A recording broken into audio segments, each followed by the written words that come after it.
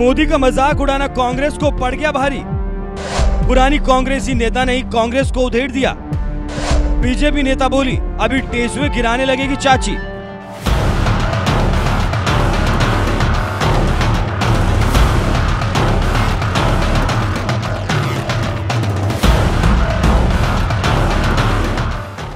जिस कांग्रेस ने देश को नेहरू, इंदिरा, राजीव जैसे प्रधानमंत्री दिए, वही कांग्रेस लगता है मोदी राज में अब गर्त में जाने लगी है। साल 2014 से ही लगातार 3 बार लोकसभा चुनाव हार चुकी कांग्रेस अब इतनी ऊंची हरकत पर उतर आई है कि देश के प्रधानमंत्री की नीतियों पर आलोचना करने के बजाय उनके बाल का मजाक उड़ाने लगी। और ये काम कांग्रेस की किसी छोटी मोटी नेता नहीं, राष्ट्रीय प्रवक्ता रागिनी नायक ने किया है, जिन्हें एक पुरानी कांग्रेसी नेता ने ही मुंह तोड़ जवाब देते हुए कह दिया, फिर कोई कुछ बोल देगा तो टेसुए गिराने लगेगी चाची।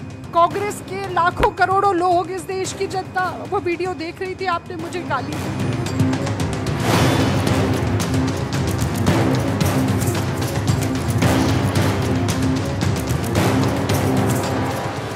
दरअसल देश की सबसे पुरानी पार्टी कांग्रेस चीख चीख कर मोदी सरकार पर लोकतंत्र की हत्या करने के आरोप लगाती रही है, लेकिन लगता है कांग्रेस अब खुद ही लोकतांत्रिक परंपराओं को भूलने लगी है। तभी तो कांग्रेस के पूर्व अध्यक्ष राहुल गांधी ने जहां लगातार तीसरी बार देश की सत्ता संभालने वाले पीएम मोदी को बधाई देना भी बेहतर नहीं समझा, तो वहीं अब उन्हीं की पार्टी की राष्ट्रीय प्रवक्ता रागिनी नायक देश के प्रधानमंत्री के बालों का मजाक उड़ाते हुए कह रही हैं, अब यह अफवाह कौन उड़ा रहा है कि असली विकास तो यहाँ हुआ है।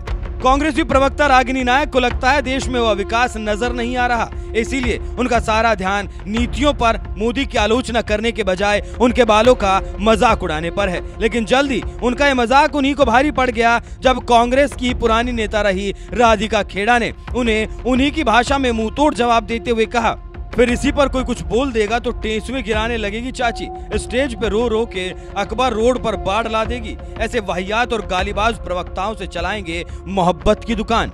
ये वही राधिका खेड़ा हैं जिन्हें कांग्रेस कार्यकर्ताओं ने छत्तीसगढ़ में रुलाया था, और उन्हीं के लिए लड़की हूँ लड़ सकती हूँ वाली प्रियंका गांधी ने एक आवाज तक नहीं उठाई थी, जिससे नाराज होकर राधिका खेड़ा कांग्रेस छोड़कर बीजेपी में शामिल हो गई। और बीजेपी में शामिल होते ही अब इसी तरह से कांग्रेस नेताओं से पीएम मोदी के अपमान का बदला ले रही हैं। वैसे आपको बता दें, ये वही रागिनी नायक हैं जो कुछ ही दिनों पहले रोते हुए पत्रकार रजत शर्मा पर गाली देने का आरोप लगा रही थी।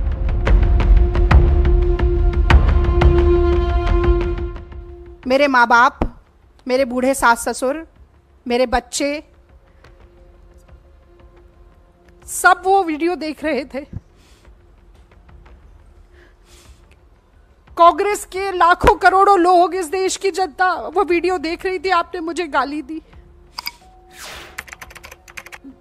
सिर्फ इसलिए कि मैं ईमानदारी से अपनी पार्टी का काम कर रही हूँ, इसलिए कि मैं ईमानदारी से अपनी पार्टी का काम कर रही हूँ। और सिर्फ गाली नहीं दी, उसके बाद सुबह आपने मुझे धमकाना शुरू किया।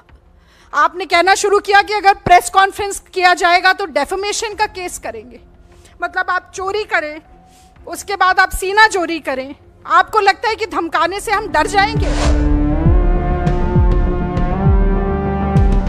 पीएम मोदी के बालों का मजाक उड़ाने वाली कांग्रेस प्रवक्ता रागिनी नायक इसी तरह से रोते हुए पत्रकार रजत शर्मा पर गाली देने का आरोप लगा रही थी, तो वहीं पत्रकार रजत शर्मा ने भी इस मामले में पीछे हटने की बजाय कांग्रेस नेता रागिनी नायक, जयराम रमेश और पवन खेड़ा के खिलाफ दिल्ली हाई कोर्ट में मानहानि का मुकदमा दायर करने के साथ ही मानहानि के लिए 100 करोड़ रुपए का हर्जाना मांग लिया था। जिसके बाद कुछ इसी तरह से रागिनी नायक रोते हुए नजर आई, तो वहीं दिल्ली हाई कोर्ट ने भी कांग्रेस नेताओं के आरोप को गलत बताते हुए कांग्रेस नेताओं को सख्त आदेश दिया था कि सोशल मीडिया से इस मामले से जुड़े सभी वीडियो और ट्वीट हटाए जाएं। रजत शर्मा मामले में रोने वाली कांग्रेस की यही प्रवक्ता रागिनी नायक जब पीएम मोदी का मजाक उड़ाने लगी तो बीजेपी नेता राधिका खेड़ा ने उनको मुंह तोड़ जवाब देते हुए कह दिया, फिर इसी पर कोई कुछ बोल देगा तो टेसुए गिराने लगेगी चाची, और स्टेज पे रो रो कर अकबर रोड पर बाढ़ ला देगी। राधिका खेड़ा के इस जवाब पर आपका क्या कुछ कहना है? अपनी राय हमें कमेंट कर जरूर बताएं।